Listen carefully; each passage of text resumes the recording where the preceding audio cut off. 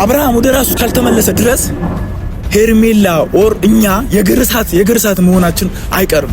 ምጥ ነው የምንሆንባቸው። ምክንያቱም ቀለበት የፍቅር ማሰሪያ እንጂ የፍቅር መግለጫ አይደለም። ሄርሜላ ከልቧ ነው የምትወደው። ከናንተ ጭቅጭቅ አቁመናል። ዋይ ተለያየን፣ ዋይ ተለያየን፣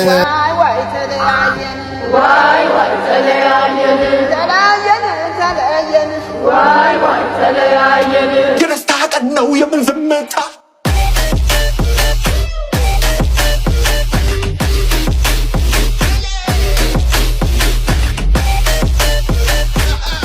እኔ በጣም ደብሮኛል። ሄርሜላዬ በዚህ ሁኔታ እንደዚህ አይነት ነገር መፈጠሩ በጣም አሳዝኖኛል። ሄርሜላ ከዚህ በፊት እነ ሩታን እነ ኤፍሬምን እያስፈራራች የነበረው በቀለበት ነበር።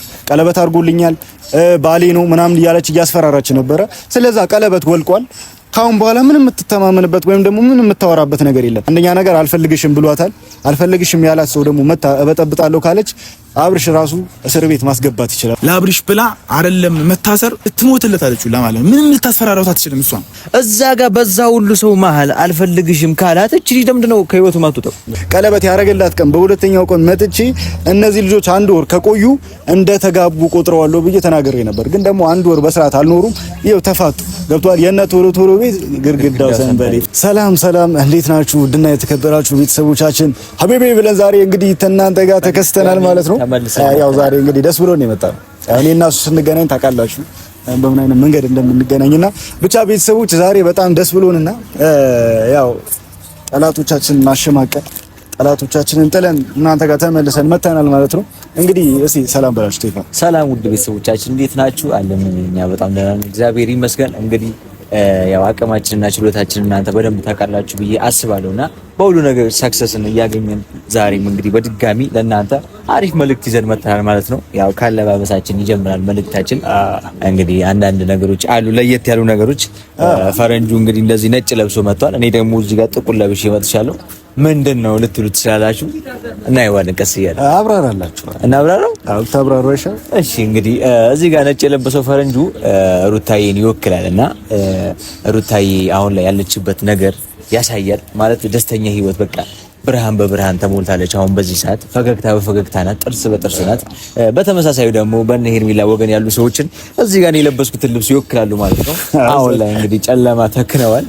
ቤት ቁጭ ብለው ማብራት አጥፍተው ሻማ ለኩሰው ነው እያለቀሱ ያሉት በዚህ ሰዓት እና ለነሱ እንግዲህ ምንም ማድረግ አንችልም።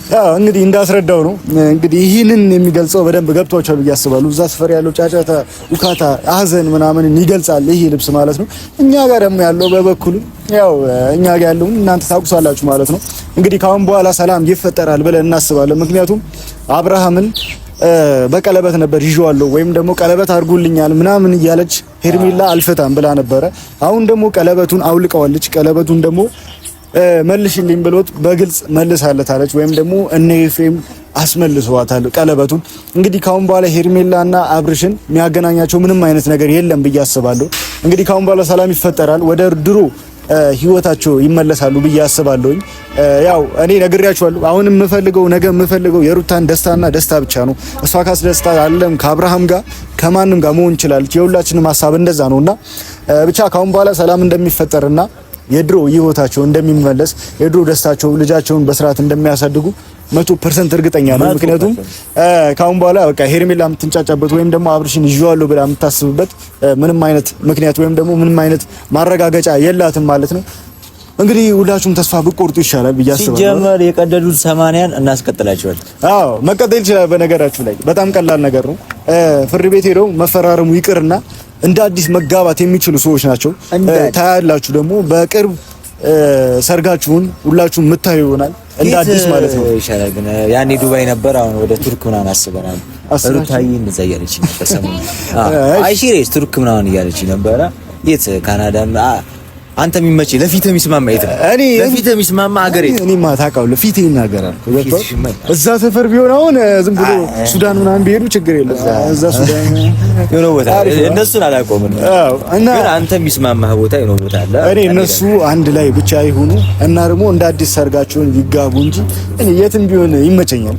ችግር የለም። ደግሞ ለሩታዬ ምን ችግር አለና ብቻ ካሁን በኋላ ሰላም ይፈጠራል ብዬ አስባለሁ። ከዚህ በኋላ ደግሞ ማንም እንዳይበጠብጣቸው ድጋሚ ይፈራረማሉ። የባለትዳር ፊርማ ታውቃላችሁ እንዳለና እነሱን ድጋሚ ይፈራረማሉ። ሄርሜላም ተስፋ ትቆርጣለች። ሰርግ እንደግሳለን፣ እንደ አዲስ ይሞሸራሉ። የዛኔ ምን እንደምትሆኑ አላቅም። እስኪ ለሁላችሁም እንግዲህ ይህንን ጥያቄ እንድትመልሱልኝ እፈልጋለሁ። እዛ ስፈር ያላችሁ ሰዎች ዛሬ ኮመንት ላይ መታችሁ ምን እንደምትሆኑ ምን እንደምታሳልፉ ከዚህ በኋላ እንድትነግሩን እንፈልጋለንና ብቻ ዛሬ ደግሞ አንድ ሰውን ጠርተናል። የሄርሜላ ጓደኛና ቦዲጋርድ ትንሹ ቦዲጋርድ እኔ እንደዚህ አይነት ቦዲጋርድ አይቻልም። ሱሪ የሰፋበት ቦዲጋርድ እንዳመጡት እግዚአብሔር ብቻ ዛሬ የሄርሜላ ጓደኛን ታውቁታላችሁ። ብሩክ የሚባል ጓደኛ አላትና እሱ ጓደኛዋ ከዚህ በፊትም የድሮ ጓደኛዋ እንደነበረ ብዙዎቻችሁ ታውቃላችሁና ብቻ ካሁን በኋላ ደግሞ የድሮዋን ጓደኛ ስለሆነ ያው ከሱ ጋር አንዳንድ ህይወት እንዲጀምሩ ልናበረታታው ነው ሐሳባችንና ምክንያቱም የድሮ ላይፍ ሊኖራቸው ይችላል አላቅም። እሱም ጓደኛዬ ነው ብላለችና ያው የትምህርት ቤት ላይፍ ደግሞ ትንንሽ የሆነ የጀመሩት ነገር ሳይኖር እንደዚህ አያፍሉም ነበርና ብቻ ይመጣና ካሁን በኋላ ተስፋ እንዲቆርጡ አማራጩን እንዲጠቀሙ እነ ብሩክ እነ አቡሽ እና እነ አማን ምናምን እንዲጠቀሙ አማራጩን ባይዘው በሳይንስ ደረጃ ቦዲጋርድ ያላት ሴት እሱ ነው የምታገባ ይባላል። እና ብሩክ የሚባለው ልጅ እንድታገባው ፈልጋ ያው እንደውም ራሱ መጥቷል። እንግዲህ ከሱ ጋር ያለው ነገር እናወራዋለን ማለት ነው። ሰላም ሰላም ቤዛ አማን አለን ጠራችሁ ደስተኛ ትመስላለች። እንዴ ደስታ ከዚህ በላይ ደስታ ፈረንጁ እያስፈራራኝ ነው። አይ እኔ ደስታ ላይ ነኝ። አንተ እስቲ አልቅስ ትንሽ። እኔ በጣም ደብሮኛል። እኔ አሁን ላይ እየተፈጠረ ያለው ነገር ፋሚሊዎቼ ሁላችሁም ደብሮኛል። ምክንያቱም ሄርሜላ በዚህ ሁኔታ እንደዚህ አይነት ነገር መፈጠሩ በጣም አሳዝኖኛል። አይደለም እኔ ይኸውልህ እዚህ ጋር ጥቁር ለብሼ የመጣሁት ለሄርሜላ ብዬ እንደዛ ነው የጠራችሁብኝ። ዋናውና ምክንያት ጠርታችሁ አውርተን እንዴ ምን ሆነሃል? እኔ እኮ ያንተን ሀዘን እኮ ልካፈል ነው እዚህ ጋር የመጣሁት። ጥቁር በጥቁር ለብሼ የመጣሁት ቦታ ምቾት ስላልተሰማኝ ይኸውልህ ሰምተኛል። አሁን እሱ እኔ ታውቀኛለህ ከእናንተ ጋር እንደማንስማማ እሱ ደግሞ የእናንተን ሀዘን ሊካፈል የእናንተን ስብራት የልብ ስብራት ሊካፈል የመጣ ሰው ነውና እኔን አግልኝ ችግር የለውም። እሱ ግን ሀዘንን ሊካፈል የመጣ ሰው ወይም ደግሞ ለቅሶ የመጣ ሰው ውጣልኝ አትለውምና እሱ ደግሞ ለቅሶ ሊደርስ ነው የመጣው። ምን በማስመልከት ነው? ምን አይ ካሁን በኋላ እኮ ብሩክ አይደለም እንዴ? ምን በማስመልከት ነው? የሄርሜላ ህይወት ጨለማ በቃ ይሄው ወይ ጥቁር በጥቁር የሄርሜላ ህይወት እንደዚህ ሀዘን በሀዘን ሆነ። ቀለበት አወለቀች። ያ ሁሉ ፕሮሚስ ያ ሁሉ ደስታ የት ገባ? ገደል ገባ። ሩታዬ ገለባበጠችው፣ ታሪክ ቀየረች። እቺ ታሪክ አነጋጋሪ የሆነች ልጅ ይሄው ነጭ በነጭ ሳቅ በሳቅ ሆኑ እነሱ። ፈረንጁ ጥጡ አልጨረሰም መሰለኝ እሱ ገና እንትን አላለም። እኔ አሁን ስጠኝ እሺ። ወይ ጥጡ ለምን ወደ ቁም ነገሩ አንገባም? እሺ አሁን ዋና የጠራን ነገር እንግዲህ የእሱ የመጣበት ነገር ነግሬያለሁ። ሀዘን ሊካፈል እንደሆነና ልባችሁ እንደተጎዳ ብዙ ነው ሰዎች እየነገሩ ነው። መጥፎ ስሜት ውስጥ እንዳላችሁ ምናምን ብዙ ነገር ሰምተናልና እኔ ደግሞ የመጣሁት አንድ ነገር ልነግርህ ነው። እንግዲህ ካሁን በኋላ ተስፋ እንድቆርጡና ካሁን በኋላ አብርሽን ወይም ደግሞ አብርሽና ሄርሜላ ይሆናል ብላችሁ የምታስቡት ወይም ደግሞ አብርሽና ሄርሜላን አንድ ላይ እናደርጋለን ብላችሁ እያሰባችሁ ከሆነ በጣም ተሳስታችኋል። ለምን እንደሆነ ታውቃለህ? አንደኛ ነገር ሄርሜላ ቀለበት አስሮልኛል እያለች ምክንያት እየፈለገች ነበር የምትመጣው። ቀለበቱን አስወልቋታል። ካንቺ ጋር ምንም ነገር የለኝም ብሎ ተናግሯል። ስለዛ ካሁን በኋላ ሄርሜላ መታ ህይወታቸው ላይ የምትበጠብጥበት ምንም አይነት ምክንያት የለም። ስለዛ ጓደኞችህንም ጠርተናቸው ነበረ አልመጡም። አንተ መምጣት አንድ ነገር ነው። ካሁን በኋላ አብርሽ የራሱ ህይወት መስርቷል። የራሱ ህይወት መኖር እየጀመረ ነው። ከፈለጋችሁ ሄርሜላም እናንተም በቅርብ ሰርግ የምትጠሩ ይሆናል ማለት ነው። ምክንያቱም ሄርሜላ በቀለበት ነበረ ቀለበት አድርጎላት ፕሮሚስ አድርጎልኛል አይክደኝም ብላ ነበር ሐሳቧ። ግን ደግሞ ያ ቀለበት እንድትመልስለት ወይም ደግሞ መልሽልኝ ብሎ ቀለበቱን ያደረገላት ቀለበት ድጋሚ ወደ ራሱ እጅ መልሷል ማለት ነው። ስለዛ እናንተና አብርሃምና ሩታ የሚያገናኛችሁ ምንም አይነት ነገር የለም። ስለዛ ካሁን በኋላ እየመጣችሁ ሩታንና አብርሽን ባትበጠብጧቸው ይሻላል። ምክንያቱም እነዚህ ልጆች አንደኛ ነገር አልፈልግሽም ብሏታል። አልፈልግሽም ያላት ሰው ደግሞ መታ እበጠብጣለሁ ካለች አብርሽ ራሱ እስር ቤት ማስገባት ይችላል። ምክንያቱም ህይወቱን እየበጠበጠችው ስለሆነ ማለት ነው። አሁን ዋና የጠራንን ምክንያት ምንድነው? እንድትነግራትና አብርሽን ረስታ ስለምትተዋወቁ ከእናንተ ጋር ጓደኞቹም አሉ ከሱ ጋር አንዳንድ ነገር እንድትጀምሩና ለዛ ነው የጠራነው። ፈረንጁ አንድ ነገር ያልገባህ ነገር አለ። ሄርሜላና የአብርሽ ፍቅር በእንደዚህ በተራ ቀለበት በምትለው ነገር የሚጋረድ አይደለም፣ የሚገታ አይደለም። ልክ ነው። አንድ ነገር ላሳምነኝ፣ ፍቅር ያሸንፋል። ሩታ በመተት አሸነፈች፣ ሄርሜላ በፍቅር አሸነፈች። ብሩክ ነገር ጸብ ነው የፈለከው። ብሩክ አይደለም ፈረንጁ አይደለም፣ ጸብ ነው እየሰማኝ ነው። ይሄ በራስ መተማመን የለህም። የሚናገረው ይሄንን ነው። ምን እንደው ታውቃለህ፣ ገና ለገና ፈርታችኋት ነው። ልጅቷ እራሷ ተናግራለች እኮ በዚህ ያክል ነው እንዴ የምትፈሩኝ ብላለች። ገብቷል። እሱ ስለተመለሰ ገና ለገና የሆነ ነገር ይሄ ያለቀ ነገር ነው፣ የተቋጨ ነገር ነው፣ ራሱ የተዘጋ ነገር ነው። መተት እዚህ ላይ አሰርታበታለች፣ የሆነ ነገር አርጋበታለች ብላችሁ ሀብሉ ላይ ያወራችሁ ነበረ።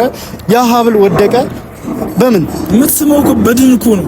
አብርሽ ነው የሳመች ያለችው፣ በድን እኮ ነው የሳመች ያለችው። ስማ ያኔ አይደለም ፈረንጁ፣ ያኔ ሩታ ሀብሉ አይወልቅም ያለችው ምን እንደሚያመጡ ለማየት ብላ ነበረ። በኋላ ግን ይሄ ነገር እየሰፋ ሲመጣ ኦዲየንስ ምንም ይሄ ሁሉ ነገር ሰው ሁሉ ትኩረት ሲያደርግበት ሀብሉ ላይ ይውለቃለች። ወለቀ። እስካሁን ምንም የተፈጠረ ነገር አሁን ማን ነገር ገባ አይደለ? በመተት ኃይል አትበል። አብርሃም ራሱ ፈልጎ ነው ወደ ሩታ ህይወት የመጣው። ሄርሜላና አብርሃም አብረው የሚሆኑበት ቀን አሁንም አልረዘመም፣ ቅርብ ነው። የዛኔ መግቢያ የት እንደምትሄዱ እናያቸዋለን። የት እንደምትሄዱ ከዚህ በላይ ግዴታ ልጁ ወይ ደግሞ ከሀገር ማስወጣት አለበት፣ አልፈልግሽም ብሎ መስገድ አለበት፣ መምታት አለበት። ፈረንጁ ቀለበት ማለት እኮ ነው አስመስይ የማደርገው ነገር እኮ ነው እንዴ! ይሄ እኮ የድሮ ባህላችን እኮ ነው። አንደኛ ነገር ልክ ነህ። ፍቅር ነው፣ በልብ ሊሆን ይችላል ፍቅር። ቀለበት ምንም ላይጠቅም ይችላል። ግን ደግሞ ሄርሜላ ከዚህ በፊት እነ ሩታን እነ ኤፍሬምን እያስፈራራች የነበረው በቀለበት ነበር። ቀለበት አድርጎልኛል ባሌ ነው ምናምን እያለች እያስፈራራች ነበረ። ስለዛ ቀለበት ወልቋል። ካሁን በኋላ ምንም የምትተማመንበት ወይም ደግሞ ምንም የምታወራበት ነገር የለም። ስለዚህ እሷም መጥፎ ነገር ውስጥ ከምትገባ ማትወጣበት ጣጣ ውስጥ ከምትገባ ካሁኑ ጓደኞቿ ከሆናችሁ እየመከራችኋት አዲስ ህይወት እንድትጀምር የራሷ ህይወት እንድትጀምር ይሻላል። ምክንያቱም ይሄ ልጄንና ሚስቴን ብሎ ሄዷል። ካሁን በኋላ ተስፋ ብትቆርጡ ይሻላል። አውቃለሁ ልባችሁ ተሰብሯል፣ አዝናችኋል። አብርሽ ስለራቃችሁ ስለከዳችሁ ልባችሁ ተሰብሯል፣ እናውቃለን። ስሜታችሁ ይገባናል። ግን ደግሞ ምንም ማድረግ አይችልም። እኛ ልባችን የተጎዳው ፈረንጁ አብርሽ ጥሩ አቋም ላይ ስላልሆነ ወደ ራሱ ስላልተመለሰ ነው እንጂ እኛን ስለራቀ አይደለም። አንድ ነገር ልንገርህ፣ ችግር የለም። እሱ እንደፈለከ አስመሳይ ማለት ትችላለህ። እንደኔ እየነገርኩሽ ነው። አረዳልሽ።